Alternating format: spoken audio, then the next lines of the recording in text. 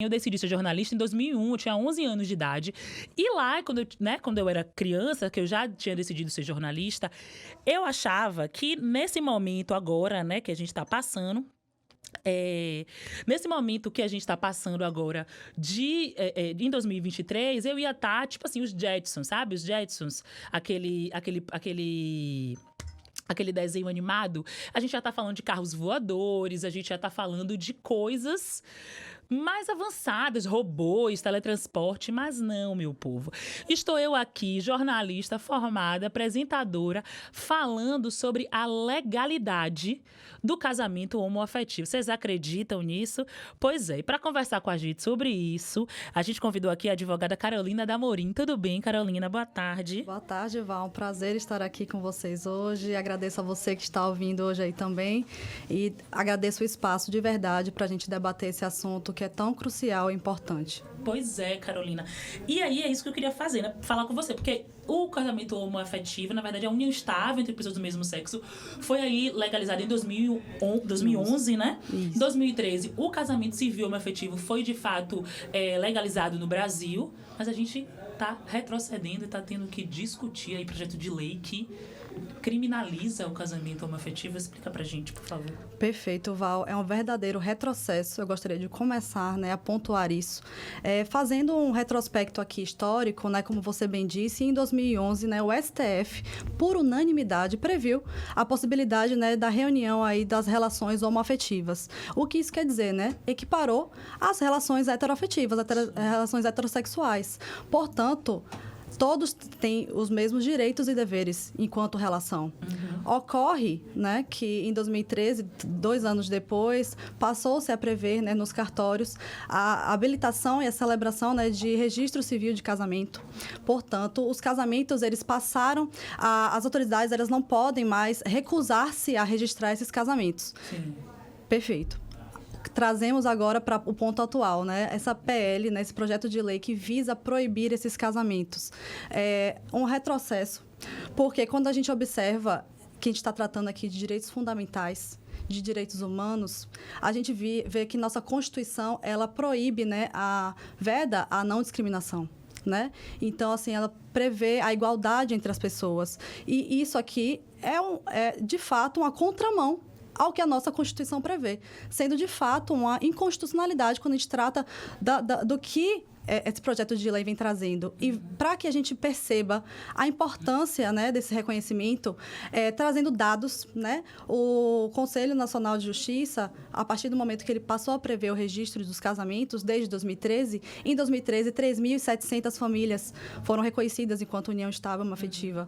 Em 2022, que é o último dado que a gente tem, foram 13 mil famílias. Sim. De 2013 até hoje, são 76 mil famílias homoafetivas que têm esse direito reconhecido graças, né, à observância, né, do STF. Mas o STF, ele traz isso enquanto força de lei, mas não lei. Nosso ordenamento jurídico ainda não tem uma lei, de fato, que assegure e garanta esses direitos. Por isso que a gente fala sempre da insegurança jurídica que a gente tem quando traz os direitos LGBTQIAPN+. Então, essa força de lei, ela tem que ser respeitada, né? Mas, de fato, a gente fica com essa insegurança ao ponto de existir um projeto de lei nos dias atuais que trate, né, de um absurdo como esse. Demais, né? É absurdo mesmo a gente ter que falar de retroceder tanto, né, assim, e tratar as pessoas de forma diferente, né? Porque somos todos iguais, pelo menos perante a lei, não é mesmo? Isso que você trouxe era um dado que eu ia trazer também, né? Porque a gente percebe que é uma coisa que existe, tá aí, as pessoas se casam, né? Tanto pessoas heterossexuais como pessoas homossexuais, e existe, gente. Então, assim, realmente, assim, eu fiquei com a dificuldade mesmo de entender a necessidade da gente, de existir esse projeto de lei. Mas, em contrapartida, tem um projeto de lei de Marta Suplicy que para para que o casamento homoafetivo ele vire lei, porque não é lei ainda, não é isso? É. Como é que anda esse projeto de lei? Como é que tá isso aí?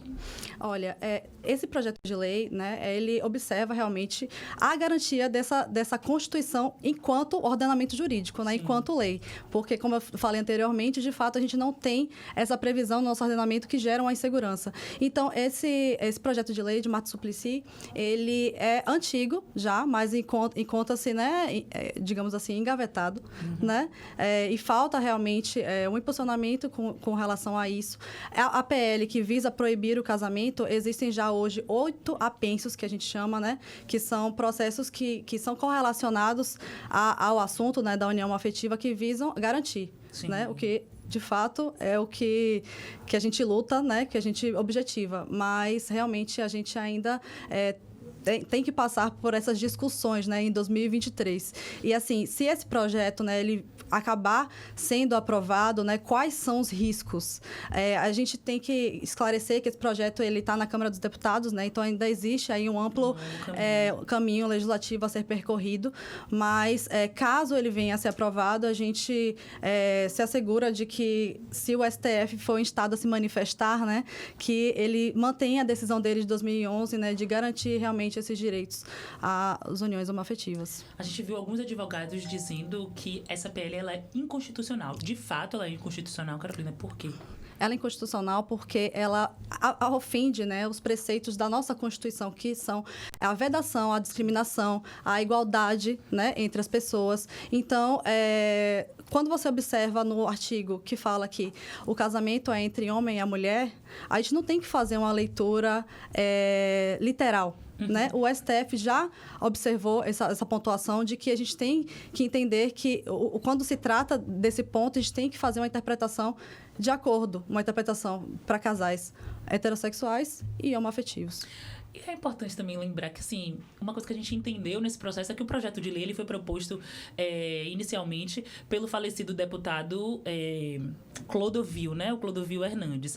Mas o texto era completamente diferente do que está sendo apresentado agora. De fato, é uma completa piada, assim, né? Eu realmente, assim, eu tô... Assim, e... Chega a ser, né? A gente tá falando de uma coisa muito séria, gente. Mas chega a ser um pouco engraçado, assim, a gente pensar e olhar para tudo isso, porque o texto original vai completamente na contramão disso, né, Carolina? Isso. E, assim, o nosso Congresso brasileiro, ele é essencialmente, né, conservador. Sim. Então, assim, por isso que é importante que a gente observe a necessidade de ter pessoas ali que representem, de fato, direitos LGBTQIA+, para que a gente tenha avanços. E não tenha que discutir isso aqui hoje, né? Pois é. E o relator, né, muitas pessoas que estão envolvidas aí com essa PL são pessoas cristãs, mas na contramão disso tem o pastor Henrique Vieira, que é um pastor cristão e que ele prega muito o amor de Deus, né? Isso. E ele, inclusive, tem feito uma campanha que é o Amor Vence, falando sobre isso, falando que não dá pra gente, num momento como esse, né, como a gente tá, e a gente retroceder a esse ponto de achar que o amor de pessoas LGBTQIAPN+, é diferente ou que elas não mereçam aí todos os tratamentos que estão aí na lei para serem dados a todos os cidadãos, né? Então, a gente tem visto essa campanha aí, o Amor Vence, a campanha está no ar. E está sendo muito... E essa campanha tem muita adesão de muitos famosos, né? Que eu acho que é muito importante que pessoas com notoriedade, né, na sociedade, que tenham aí espaço nas mídias, falem sobre isso, né? Para que a gente, enfim, entenda a importância de se falar sobre amor, né, Carolina? Porque no básico, assim, a gente, né, rodando, a gente tá falando aqui sobre lei, mas a gente tá falando também sobre o direito a expressar o seu amor. Eu sou uma mulher bissexual e eu quero ter direito de poder casar com minha companheira, né? Como eu acho que outras pessoas que são heterossexuais têm o direito e podem, né? Sempre puderam falar abertamente sobre o seu amor, sobre os seus amores, sobre suas vontades de construir família.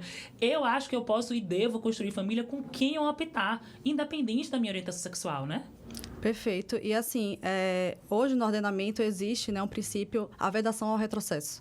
Então, assim, a gente fica muito preocupado quando a gente discute esse projeto de lei, porque e as famílias que já se constituíram? Elas vão perder esses direitos, vão perder essas garantias? Então, a gente observa que não vão perder, né, porque a gente não pode retroceder, mas e as famílias que estão por vir? Né? Como você, né, Val? Que pode né, querer ter esse direito reconhecido. Você tem que realmente ter a proteção do ordenamento jurídico, porque quando a gente vem falando disso, a gente fala de violação, a gente fala de violência contra a população LGBTQIAPN+, a gente fala de perseguição, a gente fala, né, desses pontos que quando a gente...